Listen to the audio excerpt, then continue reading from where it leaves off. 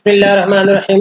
आज new topic के साथ एक्सेल पे मैं आपको एम्प्लॉय सैलरी शीट सिखाऊंगा। एक्सेल पे यहाँ पर मैंने हेडिंग यहाँ पर मेंशन की हुई है सैलरी शीट की। हम अपना फॉर्मेट तैयार कर लेंगे कि सैलरी शीट के अकॉर्डिंग टू सैलरी शीट के हमारे पास जो बायोडेटा होता है एम्प्लॉयज़ का वो हम यहाँ पर ऐड कर लेते हैं। तो स्टार्ट करेंगे यहाँ पर serial number, name, employee, post, size यहाँ से आप क्लिक करके बढ़ा सकते हैं। Salary, allowance, medical. मेडिकल के बाद आपने यहाँ पर सेलेक्ट कर लेना है। यहाँ पर अब आप नेक्स्ट है अलाउंस हो गया, मेडिकल हो गया। अब यहाँ आप हेडिंग डाल लें ग्रॉस। ग्रॉस सैलरी कॉलम का साइज बढ़ा दीजिएगा। इसके बाद है income tax, net amount, per day salary, day of present, total salary.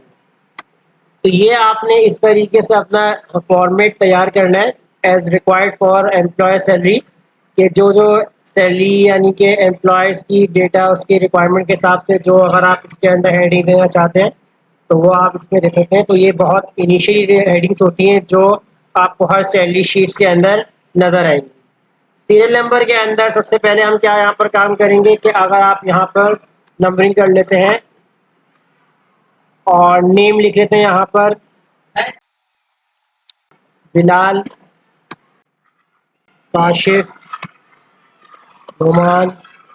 Employ post में एम्प्लॉय की पोस्ट आएंगी, जैसे यहाँ लिख देते हैं मैनेजर, डायरेक्टर, सुपरवाइजर, इंचार्ज। अब इन सब की हमारे पास बेसिक सैलरी रिक्वायर्ड होगी। लेट सपोज हमारे पास 80,000 सैलरी हमारे पास है मैनेजर की, और डायरेक्टर की हम यहाँ पर अप्लाई कर लेते हैं 90,000, सुपरवाइजर 50,000, इंचार्ज 30,000। तो ये हमारे पास इनिशियली रिकॉर्ड होता है कि हमारे पास जो एम्प्लॉयज़ का ये बेसिक रिकॉर्ड है ये हमारे पास मौजूद होगा। इसके बाद से हमारी कैलकुलेशन स्टार्ट होती है कि हमने अपनी कैलकुलेशन को किस तरीके से फॉलो करना है। और यहाँ जैसे हम अलाउंसेस वगैरह सेट कर लेते हैं, 2%, मेडिकल 3%, इनकम टैक्स 2%। और इन हेडिंग को भी हम कवर कर लेते हैं यहाँ पर फॉर्मेट से। अब यहाँ पर हम अलाउंसेस कैसे निकालेंगे कि आपने अपनी बेसिक सैलरी यानी कि जो आपकी सैलरी फिक्स है आपने इसी के अकॉर्डिंग टू वर्किंग करनी है। कि let suppose Asad manager post employ की बेसिक सैलरी 80,000 है। अलाउंसेस जो भी कार फ्यूल बाइक फ्यूल जो मिल रहा होता है तो यहाँ मिल रहा है 2%।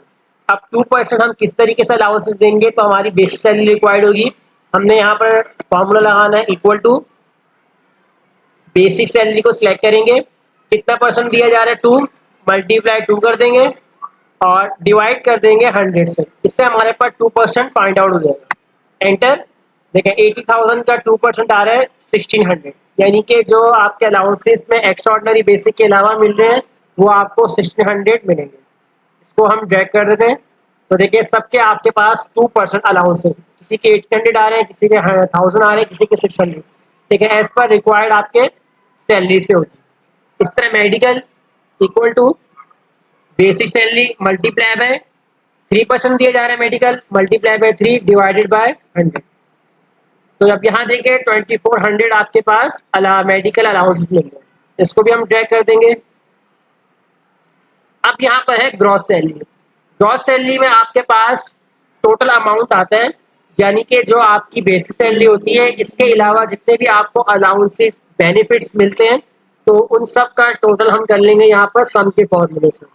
आपने बेसिक सैलरी को सिलेक्ट करना है और जितने भी अलाउंस होंगे 2 अलाउंसेस 3 अलाउंसेस आपने सबको सिलेक्ट करके ब्रैकेट क्लोज करना है और एंटर कर देना है।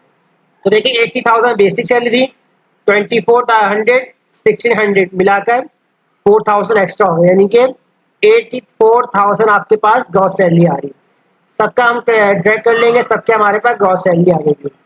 अब ग्रॉस सैलरी के बाद हमारे पास है इनकम टैक्स का कॉलम। इनकम टैक्स यानी कि आपको इनकम टैक्स की जनरल टैक्स होता है, इनकम टैक्स होता है, ये लाजमी आपको पेड करना होता है, वो आपकी सैलरी से डिडक्ट होता है।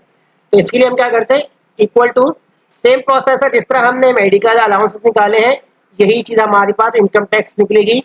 हेडिंग से कोई फर्क नहीं पड़ता, आपको पर्सन सॉल्व करना आना चाहिए। इक्वल टू लगाएंगे, आप आपकी बात ग्रॉस सैलरी को सिलेक्ट करेंगे, आपकी फाइनल सैलरी ग्रॉस सैलरी हो, मल्टीप्लाई 2% आपका डिडक्ट हो रहा है, डिवाइड कर देंगे 100 से। तो देखिए ये आपके पास 1680 1680 आपके 2% इनकम टैक्स डिडक्ट होंगे। अभी ये डिडक्ट नहीं किया, अभी तो हमने मालूम किए 84 में से 2% इनकम टैक्स कितना आता है, तो वो हमने मालूम कर लिया।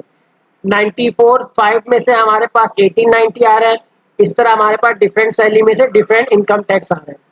नेट अमाउंट हमारे पास जो आएगा वो आपके पास फाइनली इनकम टैक्स यानी फाइनली अमाउंट होगी कि आपने अपना इनकम टैक्स पेड करके वो आपके पास अमाउंट आएगा, यानी कि आप इक्वल टू लगाएंगे, ग्रॉस सैलरी को माइनस कर देंगे इनकम टैक्स से। तो देखिए अब आपकी रिडक्शन हो चुकी है। इसका मतलब पहले आपकी फाइनल ये थी, इनकम टैक्स हमने इतना निकाला, इसमें से हमने इनकम टैक्स निकाल दिया, तो ये अब आपके पास फाइनली नेट अमाउंट आ रहा है 82,322।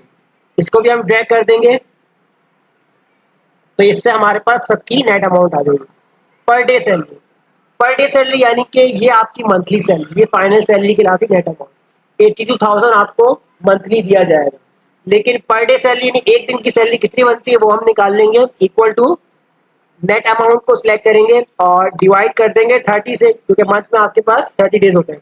एंटर कर देंगे, एक दिन की सैलरी आपकी आ रही है 2744 आ रही है, जिसकी सैलरी 82,000 की। इसको ड्रैग करेंगे, सबकी मालूम हो जाएगी कि सबकी सैलरी एक दिन की कितनी बन रही है। जिसकी सैलरी ज्यादा है उसकी एक दिन की सैलरी भी देखें, यहाँ पर 3087 बन रही है। 51,000 जिसका नेट अमाउंट था, उसकी एक दिन की सैलरी 1715 बन रही है। इसी तरह देखें सबकी यहाँ पर आएगी। डे ऑफ प्रेजेंट, ये डे ऑफ प्रेजेंट यहाँ पर हम मैनुअली काम करेंगे। लेट सपोज हमने अटेंडेंस शीट में अपनी चेक किया, आप हमारी अटेंडेंस शीट का कॉन्सेप्ट भी इसमें यूज कर सकते हैं।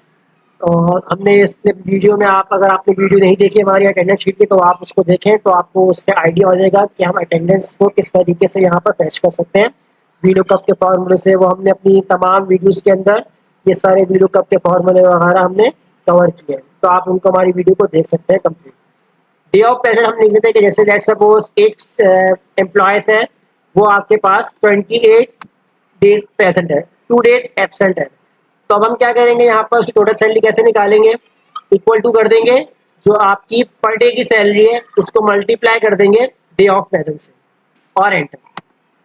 तो देखिए 2 दिन की सैलरी उसकी कट गई है 2074, उसके 2 दिन के कटे, यानी एक दिन 2000 कटे, दूसरे दिन उसके 2000 डिडक्ट हुए, तो ये आपके पास टोटल सैलरी आ रही है 76,832। इन केस अगर आपके पास यहाँ 30 डेज एम्प्लॉयर प्रेजेंट है, तो देखिए अब आपके पास जो नेट अमाउंट होगी वो उसके पास टोटल सैलरी आ रही होगी। इसका मतलब अब कोई डिडक्शन नहीं हुई इसकी, ये कंप्लीट इसके डेज प्रेजेंट है। अगर 29 डेज होते हैं, एक दिन एबसेंट है, तो देखें 2744 लेस हो जाएंगे, एक दिन की सैलरी डिडक्ट हो जाएगी, तो ये आपके पास टोटल सैलरी आ रही है। इस तरह हम इसको सिलेक्ट कर लेंगे ड्रैग करके। अगर आप चेंज करना चाहें चेंज करें, 25 कर दें, इसमें 28 कर दें, 26 कर दें। अब आप इसको ड्रैग कर दें तो यहाँ पर सबका रिकॉर्ड ऑटोमेटिकली जनरेट कर दें। तो देखें ये थी हमारी सैलरी शीट का बेसिक कॉन्सेप्ट। ये कॉन्सेप्ट आपको तमाम सैलरी और जिस जगह पे भी ये वर्किंग हो रही होगी सैलरी शीट की, तो ये आपके जो जितने भी हमने यहाँ पर gross salary, income tax, net amount, ये सारी चीजें बेसिकली ऑलरेडी यूज हो रही होती है। अब आपके पास क्या काम होता है कि अगर आपने इनिशियली 3 to 4 आपने रिकॉर्ड जनरेट कर लिया, तो उसके बाद आपको बाकी कैलकुलेशन करने की जरूरत नहीं होती। आप जस्ट सीरियल नंबर मेंशन करेंगे और एम्प्लॉयज का नेम और एम्प्लॉयज की जो भी डेजिग्नेशन होगी वो आपने यहाँ मेंशन करनी है। लेट्स सपोज यहाँ पर हम लिखते हैं क्लर्क, और जिस सैलरी के ऊपर अपॉइंट हो रहा है वो सैलरी मेंशन करनी है। उसके बाद पूरा रिकॉर्ड ऑटोमेटिकली जनरेट हो जाएगा। जैसे यहाँ मैं कर लेता हूँ 10,000, तो देखिए 10,000 के हिसाब से अलाउंसेस 200 बन रहे हैं, मेडिकल अलाउंस 300 बन रहे हैं, ग्रॉस सैलरी यहाँ पर आ रही है, इनकम टैक्स भी ऑटोमेटिकली आ गया है, ये आपका नेट अमाउंट आ रहा है, और पर डे सैलरी आपकी यहाँ पर है। यहाँ पर आके ब्रेक इसलिए हो रहा है क्योंकि यहाँ हमने कोई फॉर्मूला यूज नहीं किया। अब यहाँ हम प्रेजेंट चेक करेंगे, अगर 30 डेज प्रेजेंट है और एंटर कर देंगे तो हमें टोटल अमाउंट फॉरनली हमें मिल जाएगा कैलकुलेट। तो देखिए यहाँ पर आपके पास जितनी नेट सैलरी थी उतनी आपके पास टोटल सैलरी आ रही, क्योंकि एक भी एब्सेंट नहीं है, तमाम की तमाम प्रेजेंट है। तो ये थी हमारी सैलरी शीट